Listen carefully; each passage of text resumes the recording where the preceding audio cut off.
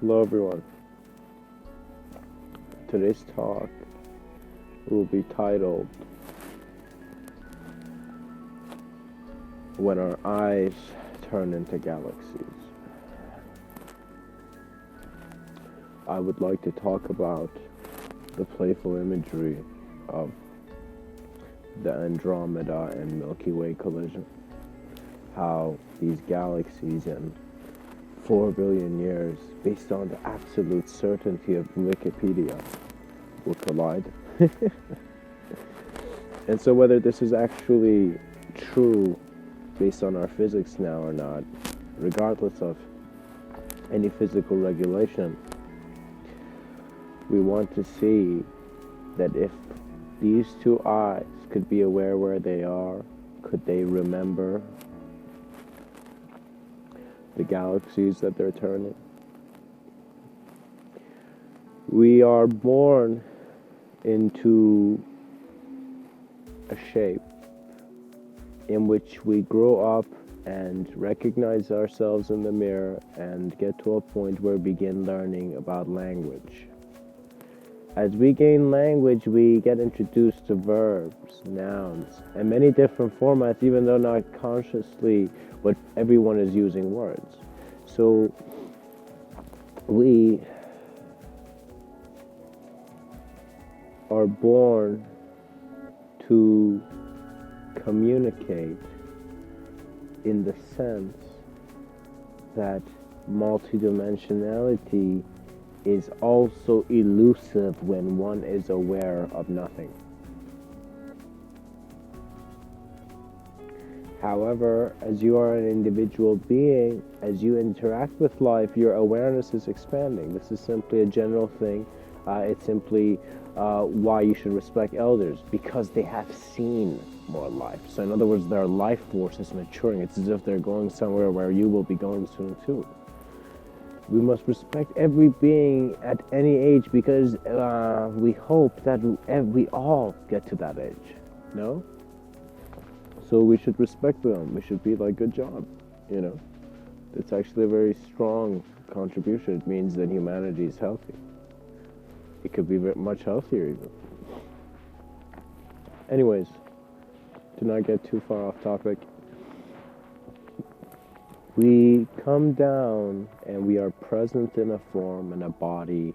This body recognizes itself and goes in based on language, creates itself in its own sense of story where it has an identification as a character. We think this is the observance, but this is not transcendental observance. This is simply like you still looking out the window. You're still not there. You know, it's not even you looking at the window. You're still looking at one of the walls beside the window, you know. So as people are introduced to verbs, it's as if we are giving motion. We're giving motion a definition. It's as if we're using a still symbol to identify motion as a concept. But we see that symbols never suggest movement. It is only the awareness that has shifted that suggests movement. And so man's individual consciousness is always looking into a very vast sense of collective knowing.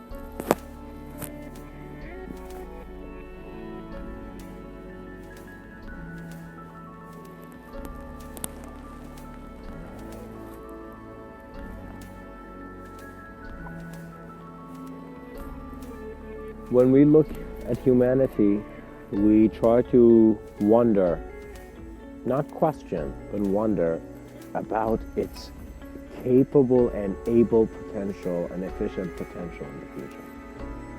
And so when we look at it, is that the human being looks like as if it is a connector of different worlds. It's as if we have an internal dimension and an external dimension, and since we have this consideration, there is this relationship. It's as if at first we're very fascinated into reality, so we're not even considering a hologram. But then afterwards, we're so fascinated in a hologram where we consider reality, and we see that it is the mind playing games with itself, because clarity does not have a spectrum to work with in its most emptiest sense of being present.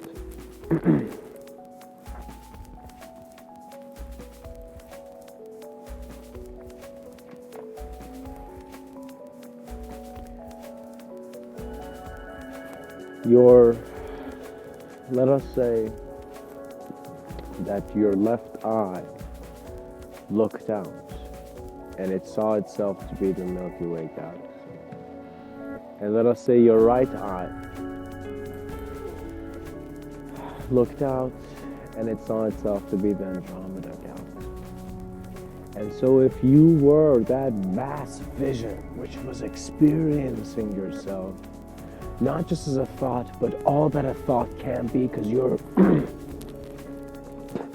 you are going deeper within, you will see that self-reflection at first gives you an image of yourself where you might not be comfortable with, so you might constantly want to change. But if you were to go to a mirror every single moment of your life, if every wall you ever went throughout your day was a mirror, you would see immediately, you would see that you would accept life, not in a negative way, but just see, but wow, it is not about me trying to change an external condition.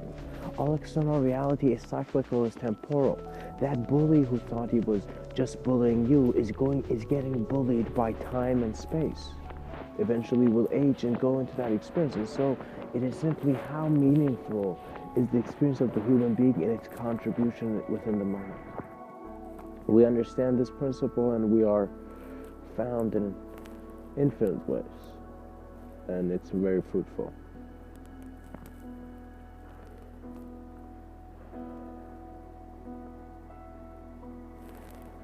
You will see that mankind will never be surprised, because after the surprise there's an observance.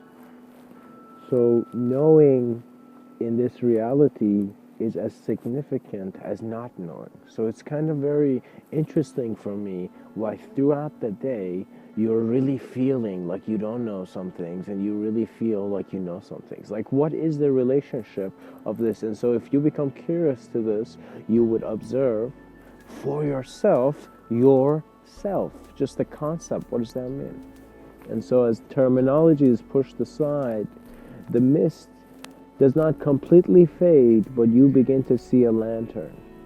And so that lantern becomes your intuition, and how your intuition has encompassed every good memory that is within the dimensions of love and compassion. Guys, there isn't only one kind of love, you know. There's an existential form of love where you as a being, regardless of your ideology, are just resonating with your environment, you know. Think of it as that moment where the skydiver, you know, was in that epic fall, you know. And as he was there in that epic fall, he before he hit the parachute, he was just there. And if you asked him, you know, was that you up there? He would say no. It would be the awareness and observance of a very great life process, you know, a very great natural phenomenon. We absorb into the moment, and that's how we see there's a hollowness to our ideas, you know. Communication has a huge effect, because I do not want to talk too much about this, but when we look at propaganda and perhaps how a man in Germany behaved a long time ago, we saw that one man's voice affected the voice of others. It's as if one man's voice created another sense of reality of how the people were real to themselves. And so it's very important to see that in a world where there's communication and you're a multidimensional receiver, clarity is essential. And clarity comes from self-awareness, self-remembrance, self-reflection, and self-understanding. Use these virtuous tools. And allow yourself to understand. And do not judge yourself both good and in a bad way. What I mean by that is that walk the middle way. So you don't know how good you are, you don't know how bad you are, you don't know how much of a success you are, you don't know how much of a failure you are. Just walk and try to be able and handle the present moment, and you will see that eventually when you look back, you suddenly see, oh my God, it's as if you've walked alone your whole life and you're so comfortable, and suddenly others come and you realize, wow, I always had the ability to be in a unified experience and in an individual experience. as an individual consciousness and a collective consciousness. Because if you have in one dimension a choice, you are free. Do you recognize this? If you have an awareness of one aspect of direct experience, you don't need anything. You don't need anything else. You instantly reopen your eyes to how you are life in this life, in this plane of existence. And so that is when your wonder will begin turning your flow into one where you have just found a newfound excitement in taking more existential responsibility. Do you know what that means? Existential responsibility means that you're not just taking care of your existence and maintaining and aligning all aspects of yourself, but in extending externally with a complete empty internal knowing, you begin to be a clear communicator of all that is required for mankind. So that becomes a form of help that is natural. It's as if life is speaking through you to everyone else. It's a very clear moment, and you learn so much because your understanding of information becomes as an observer, and since you are in a sense a multidimensional let's say you're in a sense recognized at that point. You're a multidimensional being, and this multidimensionality, you recognize it out of fascination, not out of sudden death or fear or sudden certain ritual. Out of your own fascination in life, you will begin seeing beyond your veil, because your veil is there because simply something is keeping it. Look at who's keeping it. It's self-awareness. And self-awareness needs to be beautiful. It needs to be honest, because it's no longer a joke. It's your life. You are here to see what is it about. I mean, you don't even need just this talk. You need also everything else that you can find. Everything else that is present within your moment. We must not create too much value, because if you create too much value, it will be hard for you. You will go into a one-dimensional experience. It's kind of like the whole flatlander issue, where you just don't want to understand it, but something is happening. So how I would communicate this again is that in your walk in life, walk simply and you will handle all complexity. Walk honestly and you will handle all dishonesty. Walk clearly and you will see there is nothing. Because in nothingness is where all clarity leads, which is a beautiful moment where you recognize that the Andromeda Galaxy and the Milky Way Galaxy have met in your eyes, as your eyes. For your self-awareness to your presence was the existential responsibility that your engagement with life brought you within the moment. Similar to how my communication is weaved in many ways, but again, in one point, it is connecting many strings. And simply that's what it is. And it is not greater than perhaps the sound of a grasshopper or birds in the distance. It is as simple as that, and that is why it is beautifully valuable. You see, that is why life is profound. Because in your greatest advancement, you are such a vast being that you will look down and you will be like, you can't leave people behind. Do you know? It's not just even people, you can't. It's as if once you are aware, you know that you have the existential responsibility, And so if you do not abide by this existential responsibility, you're forgetting the fact that laws was what a chaotic mind created to experience itself in more blissful ways. That's it, with more imagery and individualization. When you realize your individualization is kept in a collective knowing, it's as if you were never wrong, because the intelligence was introduced to you in a wrong way. Do you understand? It's because you thought time and space were meant to always be chronological, but they're not always chronological, because you can tune into different regions of existential sensitivity. You can adjust your self-awareness, and in doing so, your internal and external dimensions both open up and close into nothing and everything. And so how fantastic was that spiral that was spiraling out and at the same time in?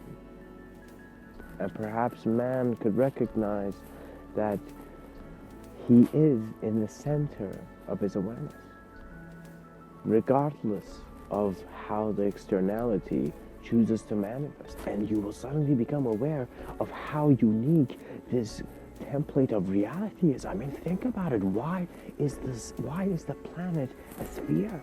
No. I mean, regardless of how much can we contemplate, why is it orbiting? Why this unique geometry? Could the movement of the planets be the interesting watch of a heavenly father? Do you know? As if he's looking at the workings of his watch, and it's the orbit of our planets. You know. And that's why we feel we mean watched by greatness. In actuality, guys, nothing is serious until you are. And so if you're playful, you will allow yourself to navigate without creating guilt, stress, and imagery that does not serve you. And a capable self doesn't have time to make a stressed self. Do you know? I mean, think about it. You're wondering why you're not at your peak performance. Well, think about it. Would your peak performance have time to think about why it doesn't have? No. So immediately cut that act down and go see what other things you're not doing, and take yourself, and elevate yourself as simply as how an eagle in an instant can just fly off. Your awareness in your vertical dimensions gives you many understandings of horizontal dimensions. That is why man is a problem solver. Because at first, when I was interested in the concept of critical thinking, I realized, oh my God, it's a critical error. Because thought is what you interpret based on how you were raised to watch anti-objectivity.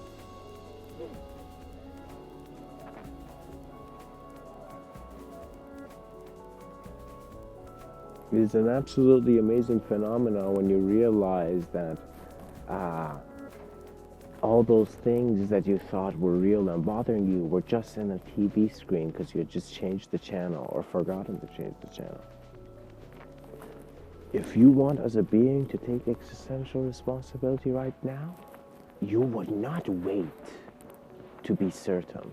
You would immediately bring yourself. So if you are a being who doesn't know, if you don't know, do not seek imagery when the satisfaction requires an attention to your internal dimensions from you.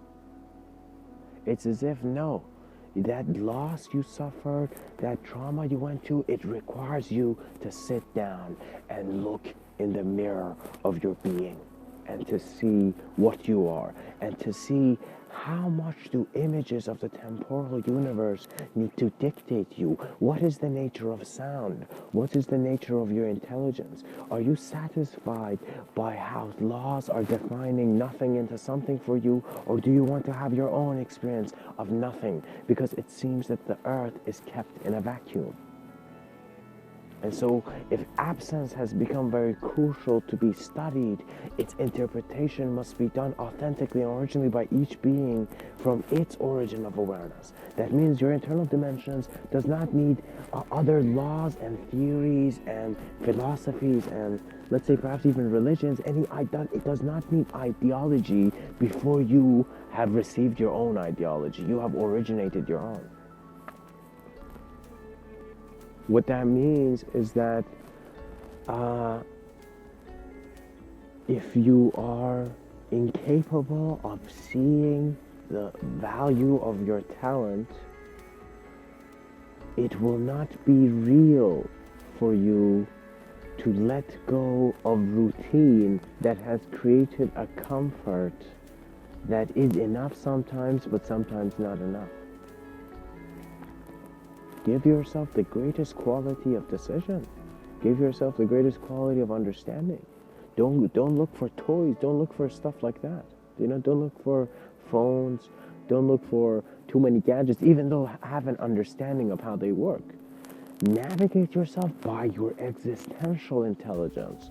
not the intelligence in your individual conceptions. Machinery is for certain beings who are very capable as collective beings to work with it. Do you know?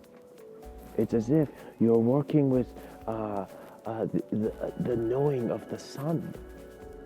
What that means is everything that exists, you are its knowing. And so that knowing gives infinite potential for itself, where you can conceive yourself to illusion just to leap into a greater knowing. These are, of course, how I am interpreting a very abstract process that is very unspeakable in experience. But I'm using it very poetically by bringing different imageries, because when galaxies collide, that is when many different cycles of existence experience novelty. When galaxies collide, that means that is the newest shit that's been happening in the cosmos, you know? And as that happens, it is a profound explosion in thought. Everything we know now is elusive because we are not certain about the imagery. That is why we don't know some things, perhaps. You know, that is why sometimes we feel we have insecurities that we don't know about. How ridiculous is the idea of having insecurities you don't know about? Do you know? How ridiculous is that idea? That means it's as if there's food on your face and you don't know about it. Of course, like immediately you can know about it. Do you know? Just go look in a mirror. An existential mirror. Perhaps nature. Go walk in a park, take a notebook, and just maybe take your headphones or something, you know. Which maybe after many walks of just observing nature and life, maybe you might just begin talking through these headphones and recording these talks. I just had a flashback. Anyways, what I'm trying to communicate, guys, is that as you take a more natural approach, you let things happen rather than trying to make things happen. Letting things happen means you do not apply too much thought, but you apply enough thought to just get the act done and then flow with the movement of the action. That means you can do things without thought. There has been times where I have drawn something, and in me drawing it, it has been, how would I communicate this? What I have been drawing, I haven't been aware of how long I have. It's as if I've just been absorbed in a comfortable experience, that as if it's like that moment where I began to draw, it never changed. It's as if I was just in like maybe 3 minutes of the drawing in that range of experience, and then I was just constantly drawing. And so maybe perhaps I check the time, and you know, time goes by. I guess when you're having, in quotations, fun, you know, whether you call it fun or just an experience of your greater sense of knowing, whatever the observer is within you is you. So know yourself through everything. So do not wait to go become certain about life through textbooks or through ancient books, you know, or through whatever. Immediately utilize the information that you have from opening your eyes. In other words, if you were very excited, if there was something within you that heard the beat of your heart of hearts, your cosmic core began to, let's say, spark, you know, to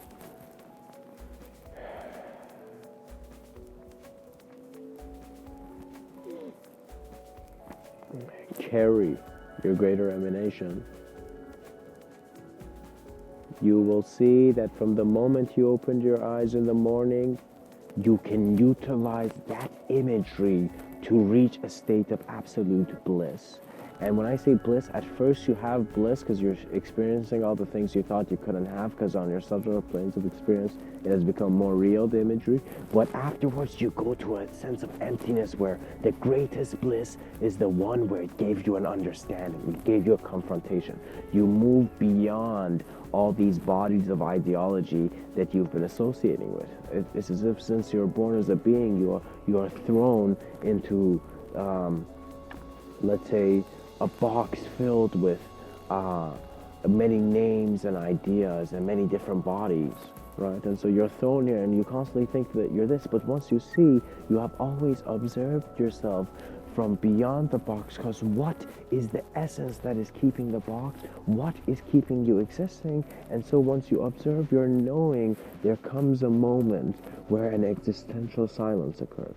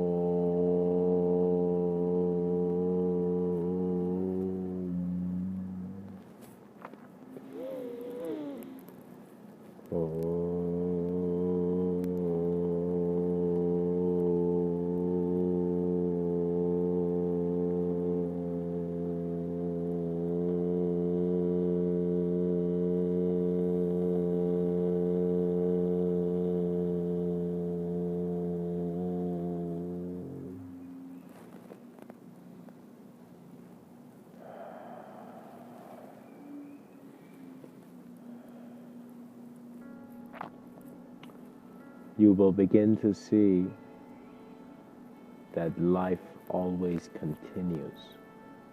And so ideology could never create the actuality of space and time. It could only make us buy objects and put it around our watch and make us feel as if we know where we're going when contributing to a structured system. You will see that you are both a linear being and non-linear being, and this whole time you've been thinking that, oh my God, I need to have linear solutions. If I don't, what am I going to do with your life? Once you become aware of it and you can allow these two galaxies to collide, these two different dimensions to be present within your vision, you will begin to see that you also have non-linear ability. Non-linear ability does not mean it's coming. It's some kind of movement in your story. Non-linear ability means that you have certain abilities within every moment of your being to bring infinity within your individuation. You can immediately work with your collective knowing, and that is a very clear flow. It's a flow where it's as if you're acknowledging the intelligence of your plane of existence and you're following it. It's as if fear has not been enough to stop you, and so you're like, I want to get in, you know. And I'm pretty sure many people who go to clubs and whatnot might feel that value is not meaningful, but they are understanding at least that direct experience is the human urge to go towards the direct experience. And you will see that once the human being sees something real and knows it and observes it in a real way, it will move. It will become just like that moment where you convince the bouncer to get in and he listens to your few words and you just walk in, you know.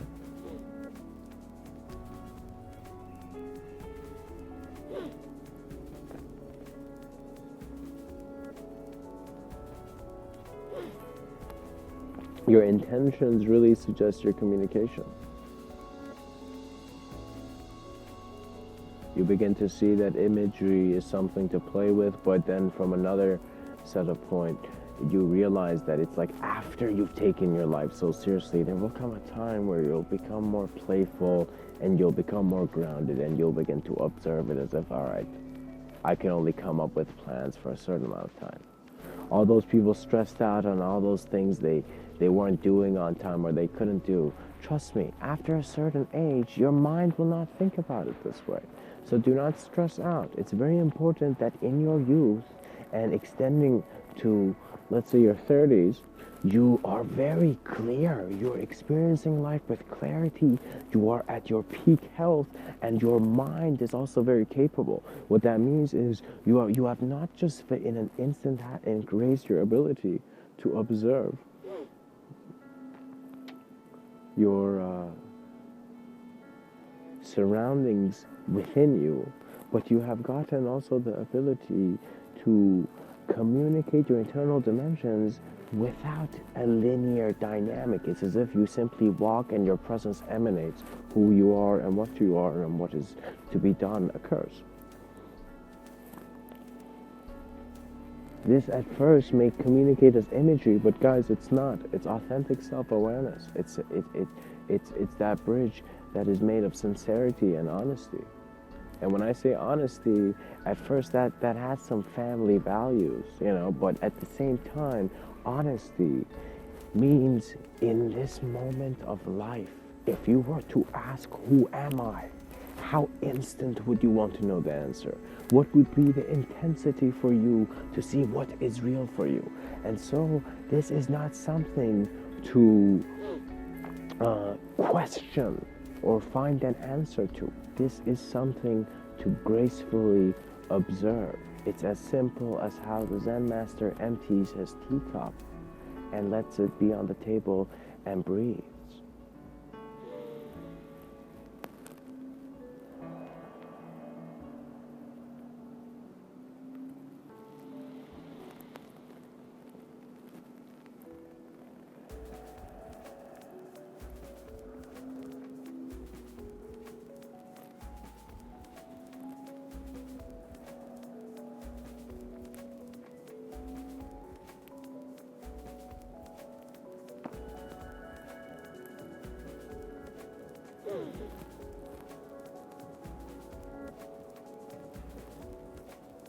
Your eyes will turn galaxies the moment you recognize the turning of galaxies has been moving you.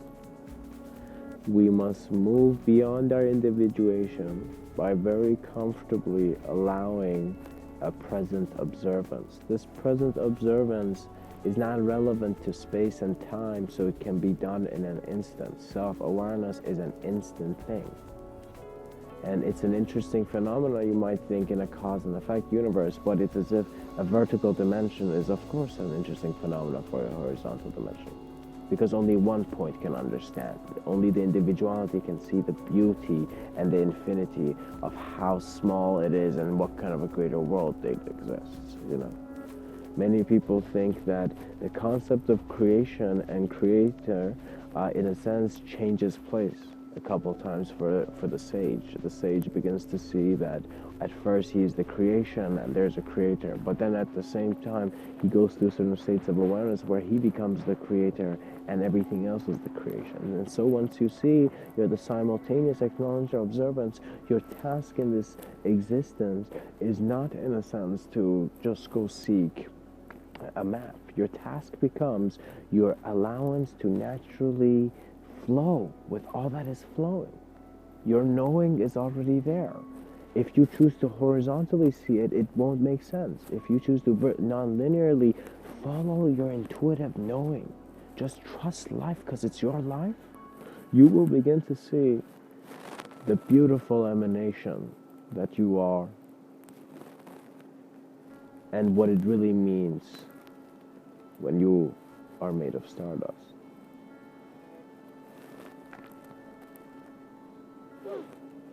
Or star stuff.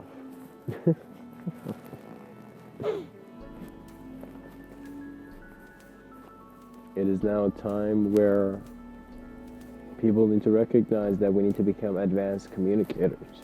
The West has a great ability not to, in a sense, get too stuck on an archaic revival, but to begin to understand that it is a new moment of experience in which old patterns are being presented as the flows of its environment. So what that means is, as consciousness, your freedom gives you the infinity of many worlds, and so you are that knowing.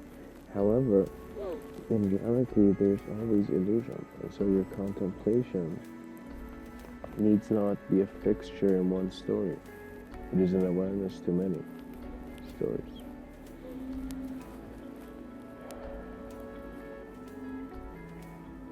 And always remember,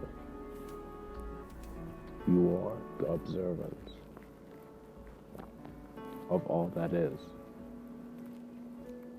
when your eyes I've always turned galaxies. Much blessings and namaste.